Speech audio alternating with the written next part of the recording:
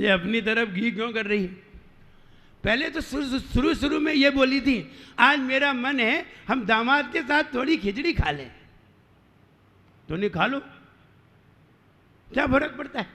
तो बैठ गई, और बैठ करके उसने फिर जब दामाद खाने को हुआ तो फिर हाथ पकड़ लिया, फिर हाथ पकड़ के कहा, सुनो, मेरी बेटी कुछ कहे तो तुम उससे झगड़ा नहीं करोगे। फिर 2 उंगली खिसका दी, तो फिर घी इधर आ गया, आधे से ज्यादा घी उधर पहुंच गया और थोड़ा सा घी इधर रह गया। दामाद बोले, ये तो घी गया, जैसे तैसे तो डलवा पाया था और इसने अपनी तरफ खींच लिया। और घी जब उधर आया तो अजय अवियाल मिलाएगी और खाने लगेगी। तो दामाद जी को भी युक्ति सूझी, उसने कहा, अम्मा जी सुनो। अम्मू ने अम्मा जी का हाथ पकड़ लिया, अम्मा जी सुनो,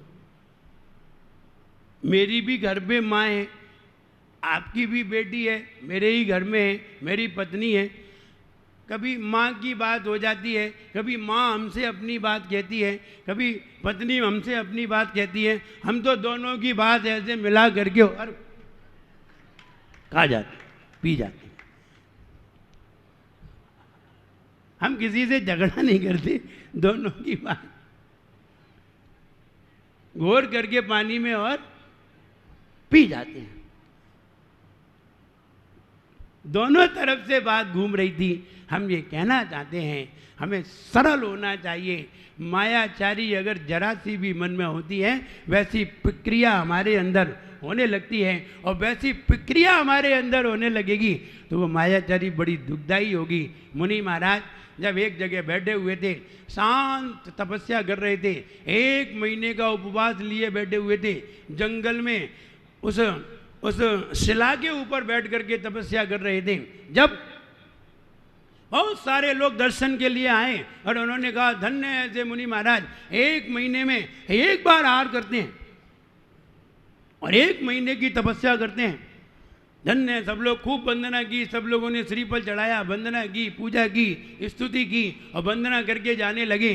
अचानक एक गांव वाले ने देखा, उसने कहा, यार मुनि बनने में तो बहुत फायदा है, बहुत फायदा है। और भी महाराज दर्शन करने के लिए गए, और भी महाराजों ने भी दर्शन किए, और महाराजों ने भी दर्शन किए तो महाराज ने देखा, देखो इन महाराज की कितनी आओ भगत है, लोग आते हैं, इतना सम्मान कर रहे हैं, और एक अपन है। ऐसा सोचने लगे। सोचा हम भी ऐसा ही तब करें, ऐसा तो नहीं सोचा, अब बल्कि दूसरी तरीके से सोचा। और हुआ ये, 1 महीने बाद मुनिराज का ध्यान टूटा। 1 महीने तक लोग वंदना के लिए आए, अब मुनिराज को आहार करने के लिए जाना था। उन्होंने वो अपने विहार कर गए, दूसरी जगह आहार करके और विहार कर गए, चले गए। हुआ ये, दूसरे मुनि महाराज आए, उसी शिला पे आ गए।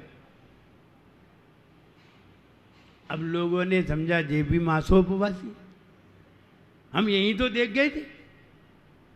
और लोगों ने बताया वो उस जंगल में उस शिला पे बैठे हुए हैं।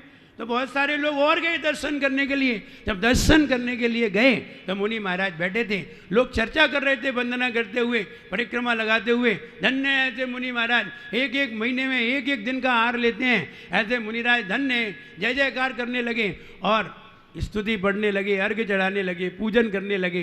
लेकिन उन मुनि महाराज ने ये नहीं बताया कि हम वो मुनि नहीं हैं, जबकि सुन सब रहे थे। सब लोग कह रहे थे और वो सुन रहे थे, लेकिन फिर भी उन्होंने ये नहीं बताया कि हम वो मुनिराज नहीं हैं। जब ये नहीं बताया और वो बैठे ही रहे, लोग वंदना करके चले गए, बस इतना सा छल किया उन्होंने। ये भी क्या है? छल है।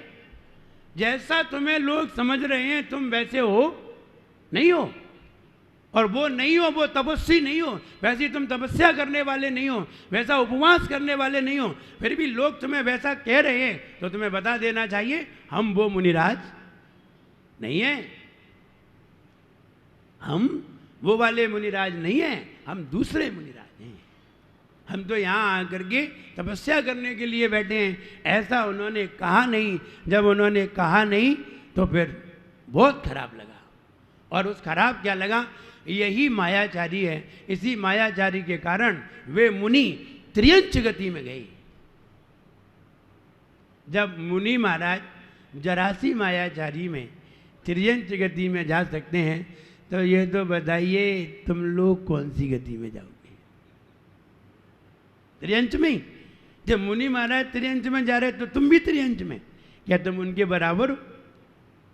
नहीं नहीं, तुम तो घोर मायाचारी जीवन में, ऐसी वैसी नहीं, घोर मायाचारी आदमी के जीवन में। देखिए, शादी हुई मंडप पे, जब 7 फेरे का नंबर आया तो दूल्हा अकड़ गया, बिगड़ गया। अब जब सारे काम हो गए, बारात चढ़ गई, भोजन हो गया, सिर्फ फेरे का नंबर आया तो दूल्हा बिगड़ गया। तो सब लोगों ने मिलकर के पूछा, बेटी के परिवार वालों ने पूछा, भाई क्या बात है, क्या परेशानी है? अब फेरे में क्या परेशानी आ रही है? मालूम है वो क्या बोला? क्या बोला मालूम है? वो बोला, हमें टर चाहिए। क्या? टर चाहिए, हमें टर चाहिए, टर। अब पूरा नहीं बोला कि स्कूटर चाहिए कि मोटर चाहिए, टर चाहिए। अब क्या बोले भाई, पहले से कोई तय तो था नहीं, और पहले से ना कोई तय था ना कोई बात थी, तुम बीच में ही अड़ जाओ और कहो ये चाहिए, तो परेशान। तो उन्होंने कहा ठीक है, हम तुम्हें टर देंगे। टर ही तो चाहिए? बोले हाँ। बोले टर मिलेगी, तुम्हें टर चाहिए, टर मिलेगा। अब फिर थोड़ी देर बाद 6 भावरें पड़ गई, 6 फेरे पड़ गए, 7वां रह गया तो फिर अड़ गया। तो लोगों ने कहा भाई क्या चाहिए, अब क्या बात है? बोले कार चाहिए। बोले टर भी चाहिए और कार भी चाहिए। अब ऐसी कोई बात तो थी नहीं। अब कहाँ जाके गाड़ी अटक गई? तो उन्होंने कहा देखो ऐसी कोई बात नहीं थी, ये तो छल है, तुमने पहले कहा होता है तो हम लाके रखते। लेकिन उसने कहा नहीं, वो कार नहीं दोगे तो नहीं, हम ठीक है तुम्हें कार देंगे। कार ही तो चाहिए, हाँ कार देंगे, चलो फेरे लगाओ। 7 फेरे हो गए। जब 7 फेरे हो गए तो जब जाने लगा, विदाई होने लगी, तो अब वे कार देख रहे, कार कहाँ है, टर कहाँ है? टर माने स्कूटर, और कार तो आप समझते ही। दोनों चीजों को वो बार बार देख रहा, कहीं दिखाई नहीं दे रही, ना टर दिखाई दे रहा है ना स्कूटर दिखाई दे रहा है। जब वो विदाई का नंबर आया, गेट के बाहर आके खड़े हो गए, दूल्हा दुल्हन दोनों खड़े हो गए। बोले टर कहाँ है? तो उन्होंने एक बॉक्स दिया, उसमें हीटर रखा था, ये लो टर। देखो सामने टर है कि नहीं, कहो कोई मना कर दीजिए टर नहीं है। और उसपे एक थैली रखी थी, उसमें टमाटर रखे थे और मटर रखी थी। देखो 3 टर दे रहे हैं, एक टर नहीं 3 टर। तुमने तो एक ही टर मांगी थी, हम तुम्हें हीटर भी दे रहे हैं, मटर भी दे रहे हैं और टमाटर भी दे रहे हैं, तो 3 तो टर हैं। अब उसका मुंह उतर गया, और मुंह उतर गया, फिर बोला वो कार। तो वे एक छोटी सी उनने जेब में से कार निकाली, ये लो कार, चलो किसको? अब कोई कह दे ये कार नहीं है, पूछ लो सबसे, कोई कह के बताए ये कार नहीं है, तो उन्हें बताओ भाई ये क्या है? सब लोग बोले कार है। ये लो कार और टर, 3 टर और 1 कार। अब जाओ यहाँ से, चलो जाओ। तो कहने का मतलब, तुम बीच में छल दिखाओगे तो सभी छल कर सकते हैं। तुम ये नहीं समझो कि हम ही छल कर सकते हैं, छल तो दूसरा भी कर सकता है। तुम समझते हो हम ही चतुर हैं, दूसरा भी चतुर है। हम ये कहना चाहते हैं, संसार में तो छल हो सकता है, लेकिन धर्म में कभी छल नहीं होता। इसलिए ये कहा, मुनिराज से कहा कि हमें समाधि धारण कर लेना चाहिए। हमें जब हम परेशान हो जाएं और हमारा कोई इलाज ना हो तो छल बल से कोई कार्य न करें, बल्कि समाधि को धारण करें। लेकिन छल हमारे जीवन में नहीं आना चाहिए। मुनिराज भी छल करते हैं तो भी दुर्गति के पात्र होते हैं। इसलिए मुनिराज को जैसा मन में वचन में काय में, मन में हो सो वचन उचरिए, वचन हो सो तन सो करिए। जैसा मन में है बिल्कुल वैसा ही करिए, और जैसा वचन में है बिल्कुल वैसा ही बोलिए, वैसा ही करिए। तन से जैसा आप बोल रहे हैं वैसा ही करिए, और जैसा मन में है वैसा ही उचरिए, वैसा ही बोलिए। ये नहीं है कि मन में तो कुछ और है और वचन में जब बच्चे से पूछा गया कि पापा कहाँ हैं, तो पापा ने बच्चे से कहा बेटा ये कह देना पापा है नहीं है। बच्चे से उसके पापा ने कहा, कोई पूछे मेरे मित्र आए, कोई पूछे पापा कहाँ हैं तो कह देना कि पापा है नहीं है। बोले ठीक है। बच्चा तो सरल है। तो बाहर कोई आया होगा, उसने बेल बजाई तो बच्चा आया। बच्चे से पूछा गया बेटा पापा कहाँ हैं, बोले पापा नहीं है। नहीं, पापा ने कहा है कि पापा है नहीं है। पापा ने कहा है कि पापा है नहीं है। बच्चा तो सरल है, बिल्कुल सरल। उसने सरलता में कह दिया पापा ने कहा है कि पापा है नहीं है। पापा कहाँ गए? अंकल अभी पूछ के आते, पापा से पूछ के आते आप क्या कहना है। तो बच्चे बिल्कुल सरल हैं और सरलता में जीते हैं, इसलिए उनमें धर्म समाया है। दूसरे लोग ये कहते हैं कि बच्चे भगवान के समान हैं। कहते हैं सुना है, बच्चे भगवान के समान हैं। मतलब ये है जैसे भगवान सरल होते हैं, जैसे साधु सरल होते हैं, ऐसे बच्चे भी बिल्कुल सरल होते हैं। कोई मायाचारी नहीं होती, बिल्कुल सरलता में जीते हैं। सरलता में जीते हैं और सरलता में ही रहते हैं। जब तक बच्चा सरल है तब तक तुम्हें भोला अच्छा लग रहा है। जिस दिन उसकी सरलता खत्म हो जाएगी बच्चा अच्छा नहीं लगेगा।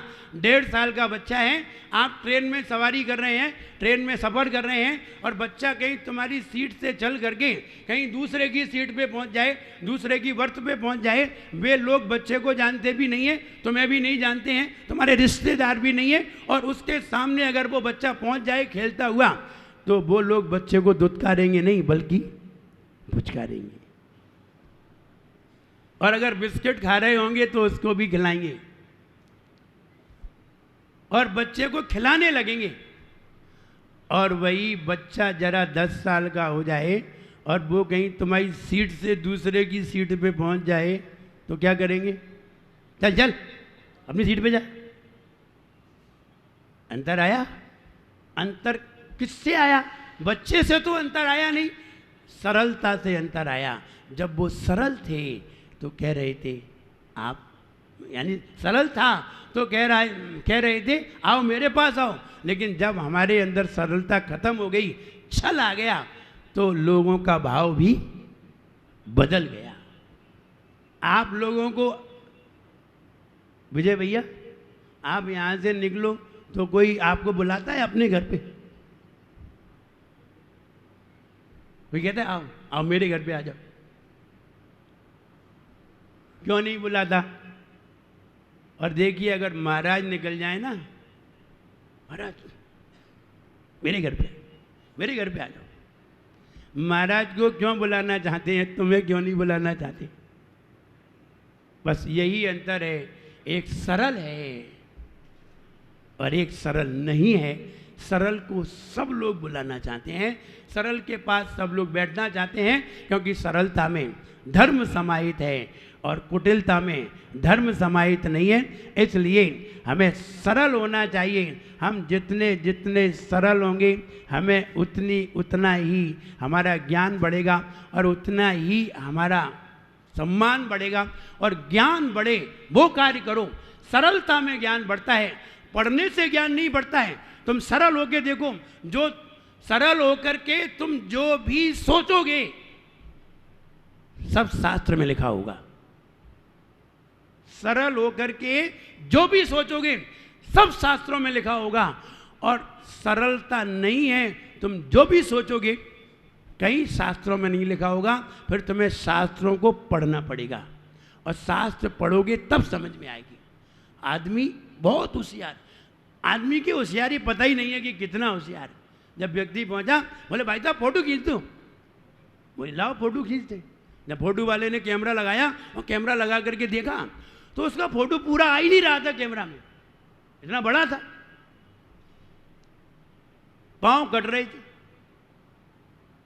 पांव कट रहे थे तो सिर से आ रहा था, और पांव का भी ले रहे थे तो सिर कट रहा था।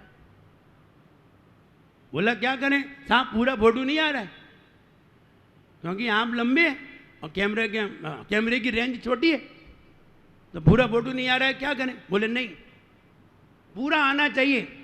हम जो कैप लगाए हुए हैं ये भी आना चाहिए, और जूते पहने हुए हैं ये भी आना चाहिए, सब आना चाहिए। बोले साहब एक ही काम हो सकता है, या तो कैप आएगा या जूते आएंगे। जूते आएंगे तो कैप नहीं आएगा, और कैप आएगा तो जूते नहीं आएंगे। बोले सर एक काम करो तो हो सकता है। बोले क्या। बोले जूते सिर पे रख लो, ये जूते हैं ना, अगर कैप पे रख लो तो दोनों आ जाएंगे, जूते भी आ जाएंगे। और फिर आगे का हमें पता नहीं है फोटो खिंचा कि नहीं खिंचा, लेकिन हम तो ये बताना चाह रहे हैं व्यक्ति इतना होशियार है, दूसरे को अपनी होशियारी बताता है और होशियारी बताना चाहता है। हम ये कहना चाहते हैं हम सरल हों, मन से सरल हों, वचन से सरल हों, काय से सरल हों, और ऐसी सरलता हो जैसी कि एक बालक में पाई जाती है। निश्चित मानिए आपका आपके ज्ञान की वृद्धि होगी, आपके संयम की वृद्धि होगी, और आपके जीवन में आनंद ही आनंद होगा। सरलता ही आनंद का एक स्रोत है। हम ऐसे सरल हों, मेरा ऐसा ही कहना है, सब लोग सरल हों। जब बोले उत्तम आर्जव धर्म की